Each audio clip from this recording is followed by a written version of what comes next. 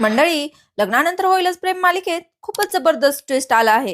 इकडे रम्याने पार्थला हॉलमध्ये बोलावून घेतलेलं असतं आणि ती त्याला सांगत असते की मी फक्त आणि फक्त तुझ्याशीच लग्न करणार आहे, तुला सोडून इतर कोणाशीही लग्न करणार नाही. पण पार्थ मात्र तिला समजावत असतो की तुला आठवतंय का रम्या, तू कॉलेजमध्ये असताना मला म्हटली होती की आपलं मन म्हणजे ना हृदयाच्या तुकड्यासारखं असतं आणि तो तुकडा कोणाशी फिट होतो असं नसतं, तो फक्त एकाशीच फिट होत असतो. आणि तुझी फक्त हीच गोष्ट मला काव्याशी लग्न झाल्यानंतर पटली.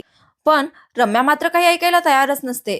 आणि आता पार्थने तिला सांगितलेलं असतं की नीट ऐक रम्या, मी आणि काव्या कधीही सेपरेट होणार नाहीत. आणि आता रम्या सुद्धा पार्थला म्हणते, तू सुद्धा नीट ऐक, मी लग्न करीन तर फक्त आणि फक्त तुझ्याशीच करीन, मी तुला सोडून कुठेही जाणार नाही. आता पार्थ म्हणतोय, तुला लाज वाटत नाही का रम्या, त्या विजयसोबत तुझा साखरपुडा झालाय आणि त्याला अंधारात ठेवून तू इथे मला हॉलमध्ये बोलावून मला म्हणतेस की मी लग्न करीन तर फक्त तुझ्याशीच करीन. आणि रम्या म्हणते, कोण विजय, मी कुठल्याही विजयला ओळखत नाही, माझा संबंध फक्त तुझ्याशी आहे. आता पार्थ म्हणतोय, रम्या तू कशीही असशील, कशीही वागलीस तरी पण तू बेमान नव्हतीस. पण आता तू इतक्या खालच्या थराला गेलीस की मला तुझा राग सुद्धा येत नाही, तर कीव येते. पण काव्याच्या डोक्यात मात्र पार्थचं बोलणं शिरतच नसतं आणि काव्या फक्त एकच गाणं वाजवत असते. ती म्हणते की माझा जीव अडकलाय तुझ्यात पार्थ आणि मी तुला सोडून कुठेही जाणार नाही आणि कधीच जाणार नाही. आता काव्या हे सगळं बोलत असते, पण काव्याला माहिती नसतं की पार्थ हे सगळं रेकॉर्ड करतोय. काव्या तिथून गेलेली असते आणि पार्थ आता तो रेकॉर्डिंग पाहत असतो.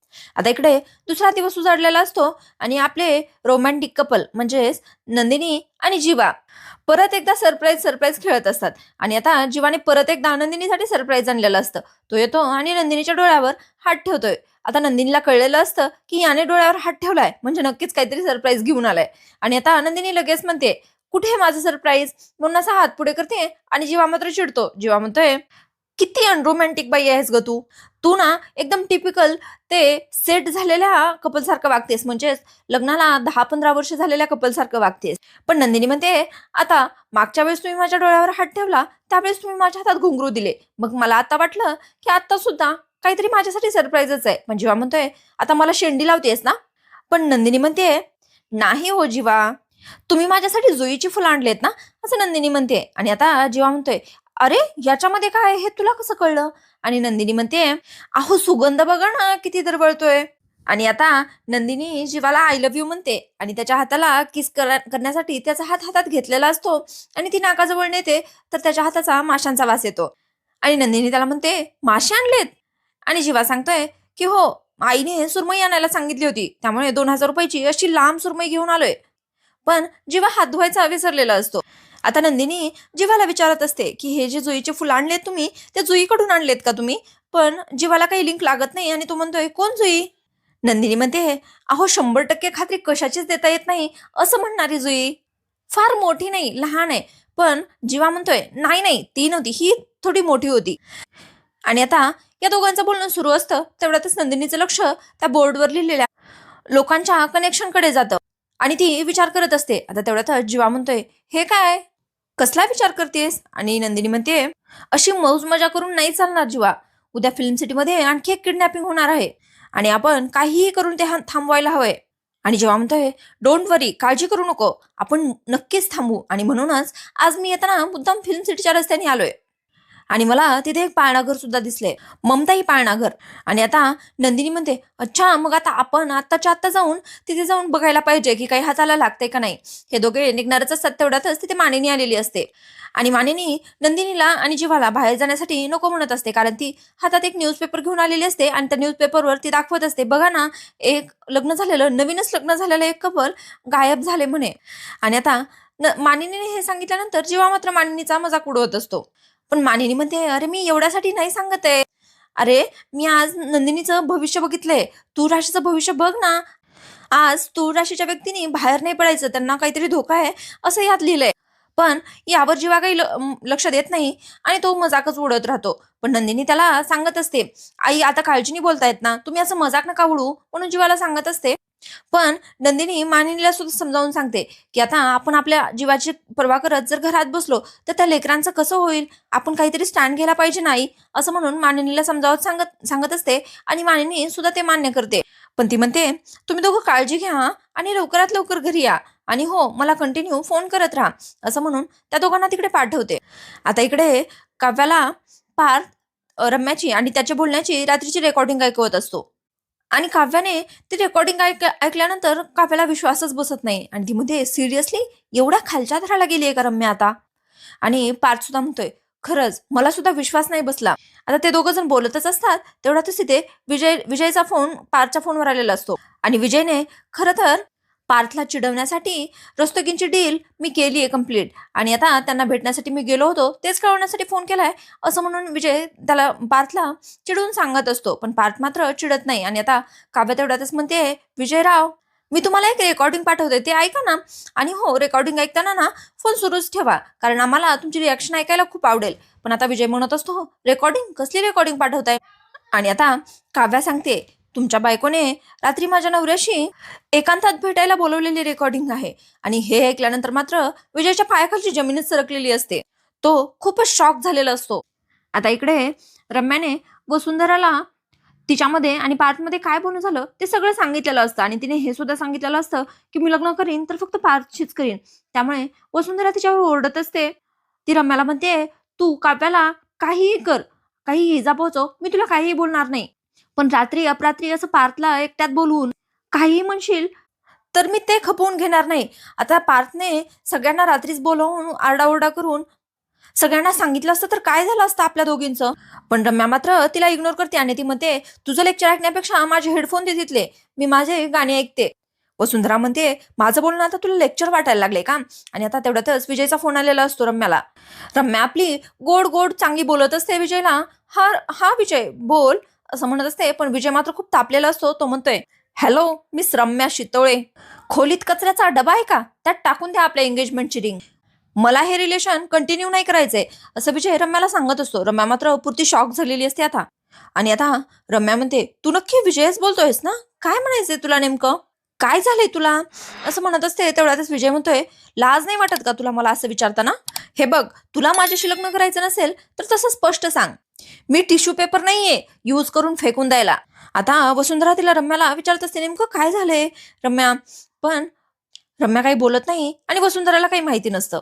आणि विजय म्हणतोय तू माझ्या मागे काहीही करशील आणि मी शांत बसू का, आणि म्हणतोय की मी तुझ्याकडून प्रामाणिकपणाची अपेक्षा केली हेच चुकलं माझं, असं म्हणतोय. आणि विजय खूप तापलेला असतो, खूपच संतापलेला असतो.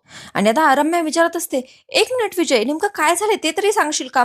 आणि आता विजयने सांगितलेलं असं की पार्थमध्ये आणि तिच्यामध्ये झालेलं सगळं बोलणं मी ऐकलंय. आता रम्या विचारते तुला हे सगळं कोणी ऐकवलं आणि कुठून ऐकलंस तू हे? आता विजय सांगतोय की मला पार्थच्या बायकोने काव्याने सगळी रेकॉर्डिंग पाठवली होती. आणि आता विजय असं म्हणून फोन ठेवून देतो. आता वसुंधरा रम्याला विचारत असते अगं रम्या हे काय आहे सगळं? आणि रम्या म्हणते तू बघच आई, आता त्या काव्याने एक डाव ती खेळली ना, आता पुढचा डाव मी खेळीन.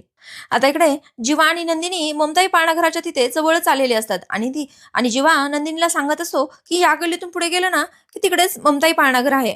आणि आता ते दोघे शोधणार असतात की नेमकं उद्या कोणाला किडनॅप करणार आहेत. जीवा नंदिनीला म्हणत असतो पण मला एक प्रश्न पडलाय, उद्या जर इथून किडनॅपिंग झालंच नाही तर? पण नंदिनीला मात्र खूपच खात्री असते. ती म्हणते नाही उद्या किडनॅपिंग तर फिक्सच होणार, कारण मास्टरचा 2 वर्षाचा पॅटर्न पाहता उद्या किडनॅपिंग होईल हे नक्की. पण जीवाला मात्र भीती वाटत असते नंदिनीवर कुठलं संकट येतं की काय म्हणून. पण नंदिनी म्हणते तुम्ही आहात ना जीवा माझ्यासोबत, तुम्ही असताना कुठलं संकट येणार आहे?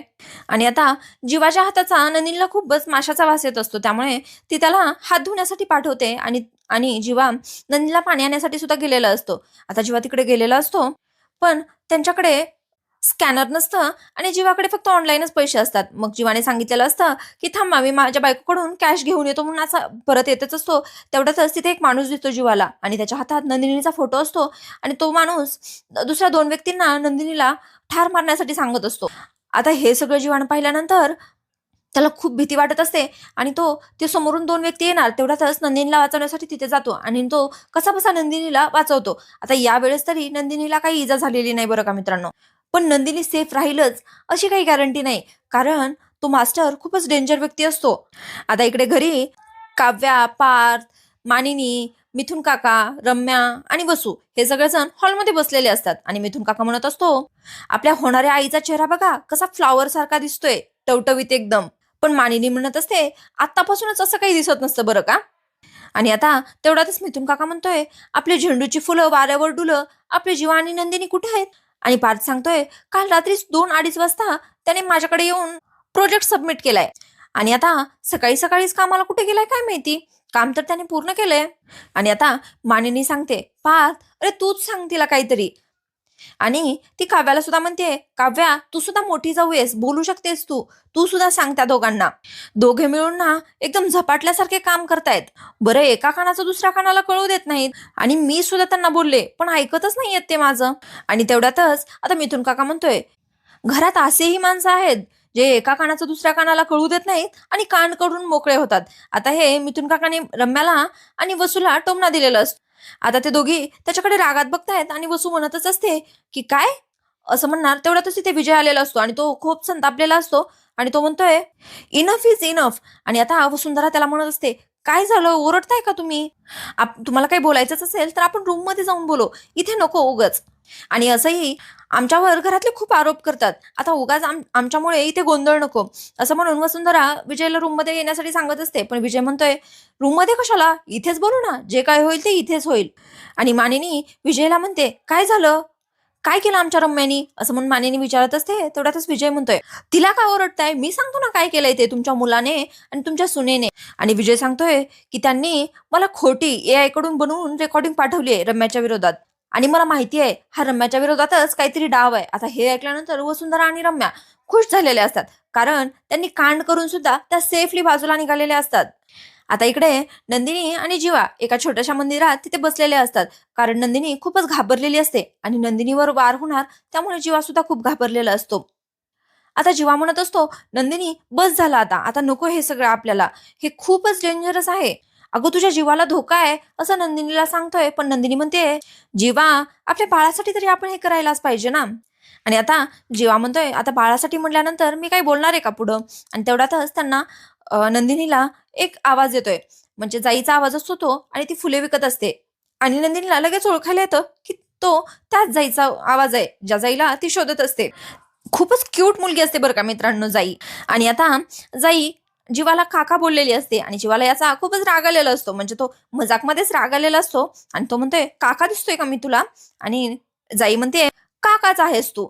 आणि आता जीवा म्हणतोय आता मी काका आहे ना तर तू सुद्धा नक्कीच आहेस. आणि नंदिनी आणि जाई काहीतरी कानात बोलत असतात आणि जीवा म्हणतोय काय खुसफुस चाललंय, तर त्या दोघी जण एकदाच म्हणतात बायकांच्या गोष्टी आहेत. आणि त्यानंतर नंदिनी जाईला जीवाला गजरा देण्यासाठी सांगते आणि जाई जीवाला गजरा देते. आणि आता जाई सुद्धा जीवा आणि नंदिनीला ते बाळ शोधण्यासाठी मदत करणार असते. आता इकडे विजय सगळं बोलल्यानंतर मानिनीला खूपच टेन्शन आलेलं असतं आणि मानिनी म्हणत असते नेमकं काय झालंय सांगाल का. आणि पार्थ म्हणतोय आता पार्थने मानिनीला सगळं सांगितलेलं असतं जे काही झालं ते खरं, पण विजयला मात्र याच्यावर काहीच विश्वास नसतो. आणि विजय म्हणतोय मी काही मूर्ख नाहीये, तुम्ही AI कडून बनवून द्याल आणि मी त्याच्यावर विश्वास ठेवू का. आणि आता इथेच हा आजचा भाग संपलेला असतो. आता उद्याच्या भागामध्ये काव्या म्हणत असते पार्थला की आता विजय सुद्धा माझ्या रडारवर आहे. पण आता रम्या मात्र विजयच्या खांद्यावर बंदूक ठेवून खूपच मोठा डाव खेळणार असते. आता तो तो डाव कुठला आहे आणि आता रम्या काव्याच्या आयुष्यात कुठलं नवीन संकट आणणार हे पाहणं खूपच रंजक ठरणार आहे बरं का मित्रांनो. आणि काव्या त्याला कशी मात देणार हे पाहणं सुद्धा खूपच रंजक ठरणार आहे. त्यामुळे उद्याचा भाग पाहायला विसरू नका. आजच्या भागाचा रिव्ह्यू कसा वाटला हे कमेंटमध्ये नक्की सांगा. व्हिडिओ आवडल्यास लाईक करा. आणि हो मित्रांनो आपल्या आवडत्या मालिकांचे ऑनेस्ट रिव्ह्यू सगळ्यात आधी पाहण्यासाठी आपल्या चॅनलला सबस्क्राईब मात्र नक्की करा. चला तर मग उद्या भेटूया.